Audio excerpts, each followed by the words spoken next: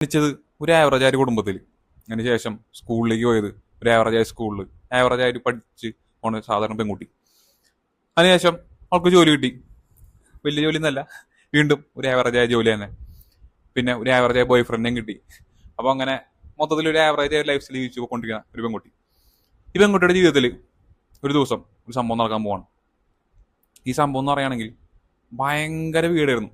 വീടെന്നൊക്കെ പറയുകയാണെങ്കിൽ ആ പെൺകുട്ടിയുടെ ഭാഷയിൽ നമുക്ക് പറയുകയാണെങ്കിൽ ആകാശത്ത് നിന്ന് തവളകളുടെ മഴ വീണ പോലെയായിരുന്നു. ആ ഒരു ലെവൽ ഓഫ് വീടായ ഒരു സംഭവം അവളുടെ ജീവിതത്തിൽ നടക്കാണ്.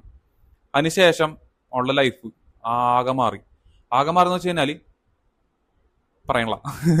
അത് ഞാൻ പറയണില്ല, കാരണം അവളുടെ ലൈഫ് ലിറ്ററലി ആകെ മാറി. നമ്മൾ ആവറേജ് ആ ഒരു പെൺകുട്ടിയുടെ ഒരു ജീവിതം നമുക്ക് ഏകദേശം നമുക്ക് ഐഡിയ ഉണ്ടാവും. ആ ഒരു റേഞ്ചിൽ ആ വേറൊരു ലെവലിൽ അവളുടെ ലൈഫ് ആകെ മാറിപ്പോയി. അങ്ങനെ അവളൊരു ബുക്ക് ഷോപ്പായിട്ട് ഒരു ബുക്കിന്റെ ഒരു കടയായിട്ട് അവൾക്ക് റിലേഷൻ വരാൻ പോകണം, ഒരു ബന്ധം വരാൻ പോകണം. അങ്ങനെ പിന്നെ കഥ മുന്നോട്ട് പോകുന്നത് ആ പെൺകുട്ടിയും ആ ഒരു ബുക്ക് ഷോപ്പായിട്ട് കഥ ഇങ്ങനെ മുന്നോട്ട് പോയിക്കൊണ്ടിരിക്കുകയാണ്. ഞാൻ ഈ പറഞ്ഞു വന്ന കഥ എന്ന് പറയുന്നത് days at the Morisaki book shop എന്ന് പറയുന്ന സതോഷി യാഗിസാവയുടെ ബുക്കാണ്. ഇതിന്റെ കഥയുടെ പ്ലോട്ടാണ്, ഒരു വൺ ലൈനാണ് ഞാൻ പറഞ്ഞത്. ഈ ബുക്ക് ഭയങ്കര ഫേമസ് ആണ്, കുറെ ആൾക്കാർ വായിച്ചിട്ടുണ്ട്. ഞാനും ഈ ബുക്ക് വായിച്ചു. അപ്പൊ ഞാൻ വിചാരിച്ചു ഒരു റിവ്യൂ ചെയ്യാം. അങ്ങനെയാണ് ഈ വീഡിയോ വന്നത്.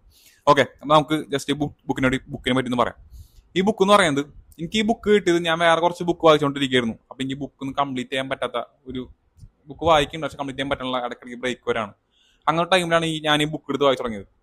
അപ്പൊ ഈ ബുക്ക് വളരെ ചെറിയൊരു ബുക്കാണ്. അപ്പൊ അതുകൊണ്ട് തന്നെ നമുക്ക് പെട്ടെന്ന് വായിച്ചെടുക്കാൻ പറ്റും. പിന്നെ ഫസ്റ്റ് ഹാഫ് ഭയങ്കര എൻഗേജിങ് ആയിട്ട് പൊക്കൊണ്ടിരിക്കുന്ന ബുക്കാണ്. സെക്കൻഡ് ഹാഫ് അത്രത്തോളം ഇല്ല, അത്ര എൻഗേജിങ് അല്ല. സെക്കൻഡ് ഹാഫിൽ കഥാകെ മാറും. എന്നാലും കുഴപ്പമില്ല, നമുക്ക് അത്യാവശ്യം വായിച്ചു പോകാൻ പറ്റുന്ന ഒരു ബുക്കാണ്. ഫസ്റ്റ് ഹാഫ് നമുക്ക് ഭയങ്കര ഇമോഷണൽ കണക്ഷനും അങ്ങനത്തെ ഭയങ്കര ഒരു കണക്ട് ചെയ്തിട്ടാണ് ഫസ്റ്റ് ഹാഫ് കൊണ്ടുപോകുന്നത്. സെക്കൻഡ് ഹാഫ് അത്രയ്ക്ക് ഇല്ലെങ്കിലും ഫസ്റ്റ് ഹാഫ് നൈസ് ആണ്.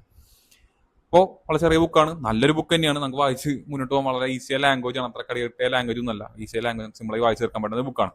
അപ്പൊ നിങ്ങൾ എന്തുകൊണ്ട് ഈ ബുക്ക് വായിക്കണം എന്ന് ചോദിക്കുകയാണെങ്കിൽ, ഞാൻ പറഞ്ഞ പോലെ നമുക്ക് റീഡിങ് ഇപ്പോൾ പുതുതായൊരു ബുക്ക് വായിക്കാൻ തുടങ്ങുന്ന ആളാണെന്നായിരിക്കും, പുതുതായിട്ട് ബുക്ക് വായിക്കാൻ പോകുന്ന ഒരാളാണ്, അല്ലെങ്കിൽ നിങ്ങൾ കുറെ നാൾ വായിച്ചിട്ട് ഇടയ്ക്കൊരു ബ്രേക്ക് വന്നു വീണ്ടും ബുക്ക് വായിക്കണം എന്ന് വിചാരിക്കുന്ന ഒരാളാണെന്ന് വിചാരിക്കും. ഇങ്ങനത്തെ ആൾക്കാർക്ക് ഇത് ഭയങ്കര യൂസ്ഫുൾ ആയ ബുക്കായിരിക്കും. കാരണം നമുക്ക് ആ തിരിച്ചാ റീഡിങ്ങിലേക്ക് വരാനായിട്ട് അല്ലെങ്കിൽ റീഡിങ് തുടങ്ങാനായിട്ട് ഹെൽപ്പ് ചെയ്യുന്ന ഭയങ്കര നല്ലൊരു ബുക്കാണ് ഈ മൊറിസാക്കി ബുക്ക് ഷോപ്പ്.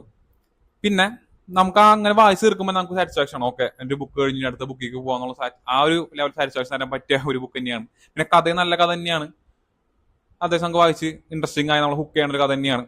അപ്പോൾ നിങ്ങൾ പറ്റുകയാണെങ്കിൽ വായിച്ചു നോക്കാം, നല്ലൊരു ബുക്ക് തന്നെയാണ്. നോക്കിയിട്ട് അഭിപ്രായം പറയാം. അപ്പോൾ ഓക്കെ, നമുക്ക് അടുത്ത വീഡിയോയിൽ വേറൊരു ബുക്കായിട്ട് വീണ്ടും കാണാം.